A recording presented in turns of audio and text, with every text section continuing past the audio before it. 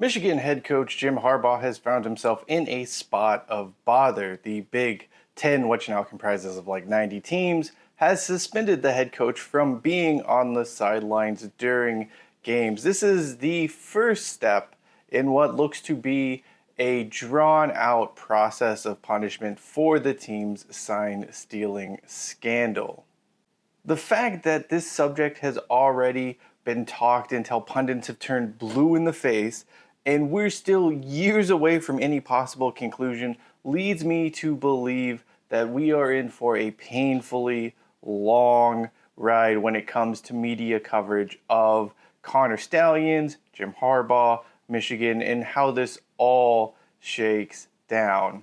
Sure, I get why this is the case. I get why it's a big deal. I get why people are upset about it. The issue I have here isn't to do with Jim Harbaugh or stealing sides or Michigan or any of that, though. It's what we are doing as sports fans and as a society here. We are looking at one issue through a keyhole, when if we open the door, the whole thing just blows wide open as far as what we should be focused on, what we should actually be upset about here. I'm not going to defend that action. I'm not going to defend Michigan or the Houston Astros or any cheaters in general. Like, cheating is bad in sports and in life too, but it hasn't stopped this from happening. And instead of focusing on these single events, whether it be Michigan or the Houston Astros or steroids or whatever the case may be, why don't we look at the bigger picture here? And that is society's refusal to accept losing. That's what it all boils down to, right? Teams and coaches and players are driven to these extremes because it's not okay to lose anymore. Like, you can't lose a game or you can't lose to a rival or any of that stuff. Losing has become such a just massive, unpleasant thing that now the sports world is driven to cheat to win. And I don't even think driven. I think now it's just been in sports, let's push the edge. Let's see where the edge is, and maybe we cross it and maybe we don't. Was Michigan cheating to gain an advantage? Hell yeah. Were the Houston Astros cheating to gain an advantage? Hell yeah. But it was for gain, right? Like, they sort of knew if they didn't strive to have that advantage, if they didn't gain that one up on other teams, that they were going to fall behind. And when you fall behind in sports, you lose your jobs, you lose your livelihood. I mean, once fans turn against you as a loser, like, it becomes a huge deal. In sports, you have to have a winner and a loser. One team has to win and one team has to lose. One athlete has to win, one athlete has to lose. The problem with this, though, is that we as a society have been conditioned to not accept losing. Losing is just become something that is so unpalatable for us that it becomes this huge deal. Now, there are reasons for that. I think first and foremost, people are way too invested in their sports teams. It's one thing to support a team. It's one thing to like your team.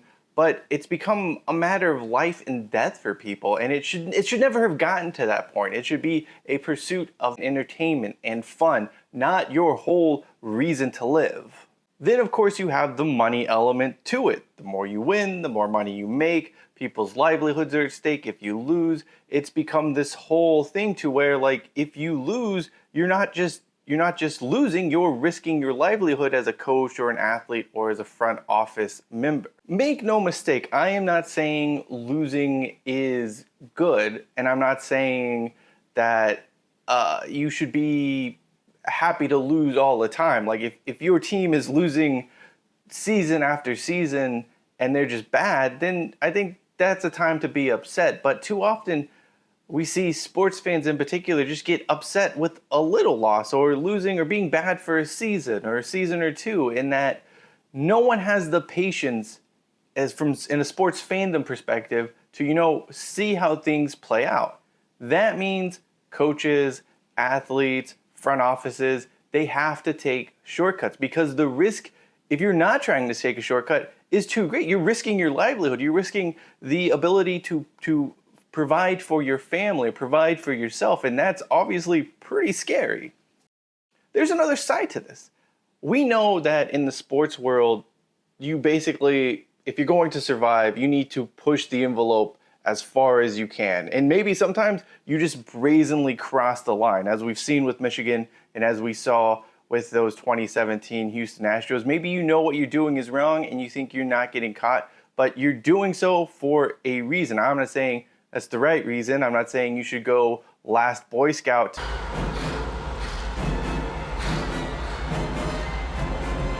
The opening to The Last Boy Scout, by the way, one of my favorite things ever. I've never watched the rest of the movie because I just feel like that's the peak, but I don't want to get hung up on that today. So we know that you have players, athletes, coaches, everyone else. They're desperate to win. They have to win to, continue to be a part of the sports landscape. But then on the other side, fans are, they don't like cheating. We have heard time and time again how cheating ruins sports, it's not fair, this, that, and the other, which is true, by the way. I'm not going to sit there and say that's a bad opinion to have, but there's a caveat to it. That caveat, of course, being the demands to win are now so high and the consequences of losing are now so high that essentially the sports world is being pushed to this. They don't really have any alternative to pursue this because it's not okay to lose. They can't just simply, play, let the best team win. That doesn't exist anymore. Either you win or you're done. Hell, Michigan fans were like yearning to sack Harbaugh a few years ago because he didn't beat Ohio State or he was only going like 8-4, whatever the case may be. Expectations are just way out of line here. Like fans want a level playing field. They want their teams and their coaches and their players, and then more importantly, they want the opposing teams, coaches, and players to not cheat. But the pressure on them is so great. What alternative do they have, especially when they may be facing a team that's doing it anyway? Back in the day, Jim Rome always dropped a line, if you're not cheating, you're not trying, and it's only cheating if you get caught. That holds evident more today than any other time in sports history. At this point, the expectation is you've got to cheat, you've got to cut the corners, and if you're not doing it, someone else will, and they'll beat you, and then you're done. When it doesn't matter the sport you're playing, you're pretty much done. If you can't win, then you're useless. But fans don't necessarily accept the reality of that. They want to win, but they want to not have other teams cheat. These two don't necessarily coexist seamlessly in today's society, in today's world. All of that leads me to this one point. Losing in sports is okay. There's nothing wrong with losing. As someone who has been following Idaho football for some time now, as a Kings fan, Sacramento Kings fan, there is nothing wrong with having a losing team. Yeah, it can be annoying or sad, at certain points, but at the same time, you're still part of the game. Like you're still playing. The enjoyment is the game itself. It's not the result. It's the entertainment of being able to watch a college football game or an NBA game or an NFL game or whatever the case may be, whatever team you're following.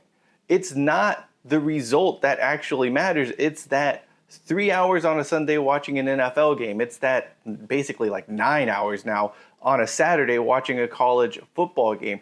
That is what it's all about. If your team wins, I think that's fine. Like celebrate, of course. I'm not saying that you shouldn't matter. And if you lose, maybe it sucks a little bit, but it shouldn't ruin your entire life. And then obviously, as a coach and as players built up a bigger body of work, you can sort of gain of understanding, is this the right direction the franchise is heading? Do they need more time? Are they just not very good? Because all of those things can be true. There are coaches that can be bad and that eventually do need to be fired. And there can be players that maybe just aren't up to the standard of the team. It's not that you just have to accept what you have all of the time, but patience when it comes to sports is needed if we want to weed out the cheating and the envelope pushing and all the stuff fans say they hate. To me, the question here is simple. Which one of these is better? an endless stream of cheating scandals, basically discrediting results and meaning we never actually know who the better team is or a team losing.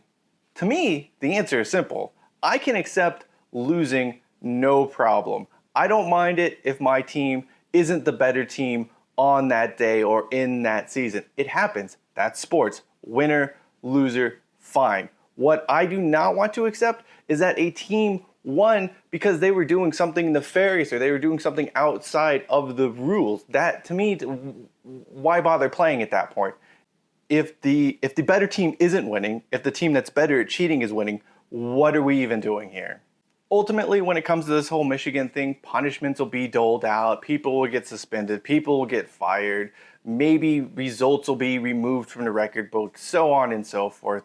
Great. It doesn't really matter though, because it's basically rendered entire games and seasons meaningless. It has done nothing but waste our time, like the 2017 MLB season was a waste of everyone's time because nobody won. And I don't care what you say, Houston Astro fans, you did not win the World Series that year. Finally, I know this is all a pipe dream. I know it's not going to happen. We as a society have determined patience is not a value worth having. And in the sports world, that is even more true, if that's even possible. Like, there is no such thing as patience when it comes to sports. Only the here and now matter, and only winning matters for the majority of sports fans. But man, wouldn't it be nice if we could live in a world where there was no cheating, because we could just accept the result on the field or the court or the ice or whatever happens to be taking place.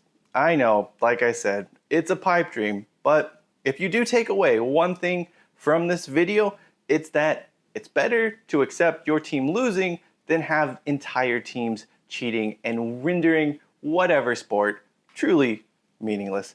That does it for me. I'm Cheyenne Hollis. This is the Touchback, and as always, hashtag take it out to the 25.